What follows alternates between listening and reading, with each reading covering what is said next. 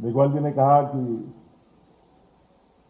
योगी जी इस देश के सबसे पावरफुल और कर्मठ मुख्यमंत्री है।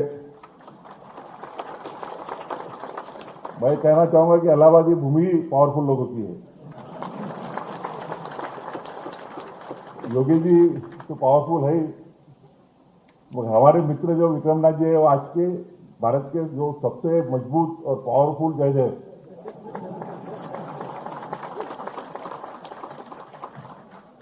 कुछ बातें आज कहना नहीं चाहूंगा, 24 नवंबर के बाद बोलूंगा। उन्होंने कहा कि मैंने सर्वोच्च न्यायालय का न्यायपति मुख्य न्यायाधीश होने के बाद उन्होंने तुरंत निमंत्रण दिया और मैंने तुरंत स्वीकारा।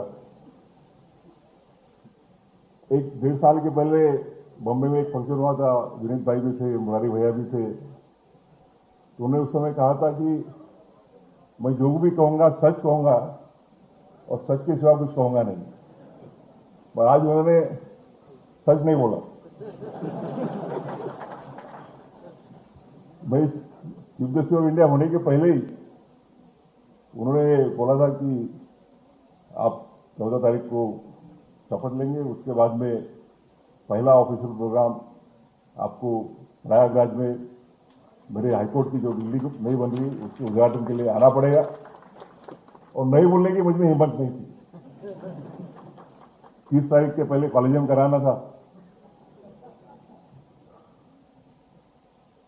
तो इस आज अवसर पर आके मुझे बहुत खुशी हो रही।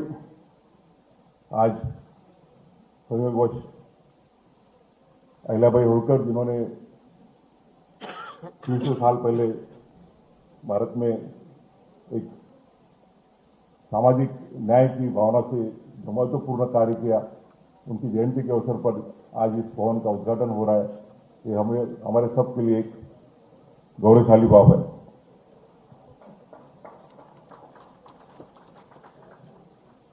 विक्रम भाई ने कहा कि इलाहाबाद बार बहुत डिसिप्लिन बार है, हर एक को अपने अपने बार के बारे में गौरव रहता ही है। मुझे भी है।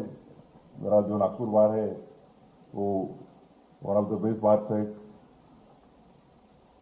तिवारी जी को हम मिल चुके 2-3 महीने के पहले। आजकल यूट्यूब पे देखने का समय नहीं मिलता, मगर उस समय तिवारी जी के जो यूट्यूब पे बाइट्स आते थे वो भी देखने को मिले। आज अच्छे वो टाई सूट वगैरह पहन के आए। कार्यक्रम की गरिमा रखने में आज उन्होंने अच्छा। मैं विक्रमनाथ जी से उनको डिसेंड करने की मुझे ताकत नहीं है, तो इसके लिए मैं भी एंडोर्स करता हूं कि इलाहाबाद बार है बहुत ही डिसिप्लिन बार है।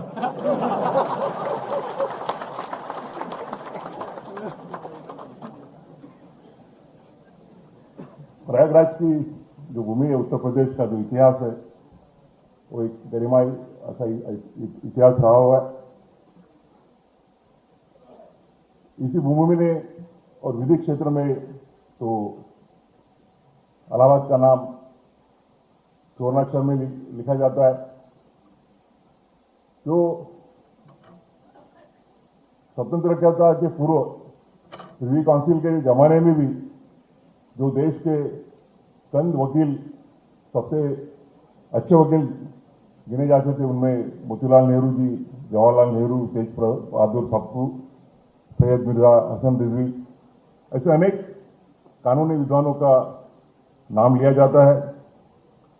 उसी प्रकार से भारत का जो हिंदी साहित्य है उसमें भी प्रयागराज के काफी दिग्गज जैसे महादेवी वर्मा, हरिवंश राय बच्चन, सुमित्रानंद पंत, सूर्यकांत त्रिपाठी निराला, अकबर इलाहाबादी, धनवाई भारती, सुभद्रा कुमारी चौहान, इनको भी जाना जाता है।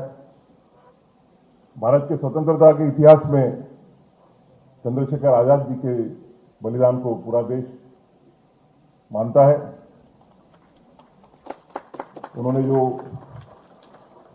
देश के लिए बलिदान दिया था, देश के स्वतंत्रता के लिए, देश हमारा सदैव उनके लिए ऋणी रहेगा। आज मुझे इस बात का भी आनंद है कि भारत के संविधान को 75 वर्ष पूर्ण होने के बाद में भारत का संविधान का अमृत महोत्सव पूर्ण होने के बाद में जो हमारी आगे कुछ हो रही है, इस संविधान को 100 वर्ष पूरे होने की दृष्टि से हमारा जो जर्नी चल रहा है, उस साल में मुझे भारत के सर्वोच्च न्यायालय का मुख्य न्यायाधीश होने की जो संधि मिली है, उसके लिए मैं खुद को गौरव समझता हूं। जैसा कि मेघवाल जी ने कहा, माननीय मुख्यमंत्री ने भी कहा कि हमारा संविधान जो है वो ऐसा संविधान है कि जिस संविधान ने हमारे देश को 75 वर्ष की कालखंड में एक प्रगति की ओर, एक मजबूती की ओर जर्नी किया हुआ है। जब संविधान बन रहा था और उसका फाइनल ड्राफ्ट कॉन्स्टिट्यूशन असेंबली के सामने रखा गया था, तब बाबा साहब अम्बेडकर के ऊपर क्रिटिसिज्म हुआ। कुछ लोग बोलते थे कि the constitution is too much federal, कुछ लोग बोलते थे the constitution is too much unitary. तो बाबा साहब ने जवाब दिया था कि the constitution is neither wholly federal, neither wholly unitary, but one thing I can tell you that we are given a constitution which will keep India united and strong both in times of peace and war. आज हम देखते हैं कि हमारे आजू बाजू के जो इर्द के जो देश है, नाम नहीं लेना चाहूंगा, उनमें क्या परिस्थितियां है, और भारत आज 75 वर्ष के बाद प्रगति की ओर तो जर्नी कर ही रहा है। पर जब जब भी देश के ऊपर संकट आए, उस समय एक मजबूत और यूनाइटेड ऐसा देश रहा हुआ है, और इसका श्रेय अगर किसे देना चाहिए तो भारतीय संविधान को ही देना होगा। आज इस भव्य दिव्य इमारत का हम उद्घाटन करके देश के नागरिकों के प्रति समर्पण कर रहे हैं। मैं इलाहाबाद उच्च न्यायालय, उसके मुख्य न्यायाधिपति, सभी न्यायमूर्ति भाई बहन और इलाहाबाद उच्च न्यायालय के वकील संघ के सभी सदस्यों का अभिनंदन करना चाहूंगा कि पूरे देश के वकील संघों को एक जेलसी आ जाए, ईर्षा आ जाए, ऐसी भव्य दिव्य इमारत आप सबको मिली है।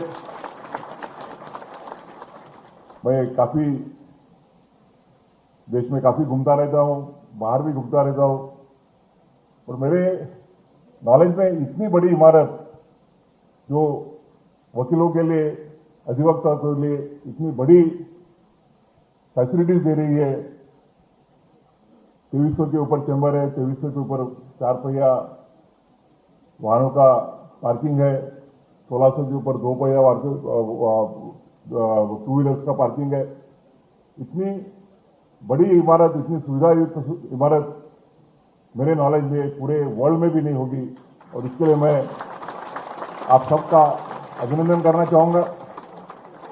खास करके माननीय मुख्यमंत्री जी का भी इस प्रति मैं अभिनंदन और आभार व्यक्त करना चाहूंगा कि इतने बड़े मात्रा में उन्होंने फंड्स अवेलेबल किए।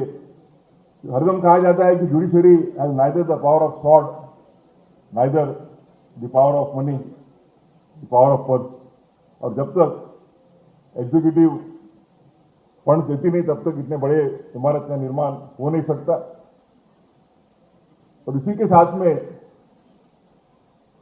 शासन ने और उच्च न्यायालय ने